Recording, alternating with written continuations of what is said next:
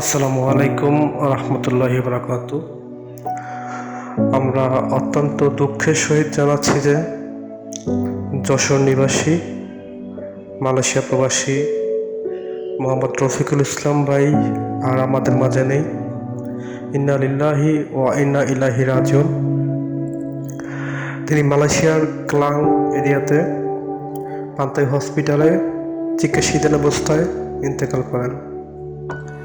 তার রুহের মাগফিরাত কামনা করছি এবং তার শোক সংতপ্ত পরিবারের জন্য দোয়া এবং সমবেদনা জ্ঞাপন করছি। তিনি মালয়েশিয়ার কেলাং এরিয়াতে রাস্তা পারাপারের সময়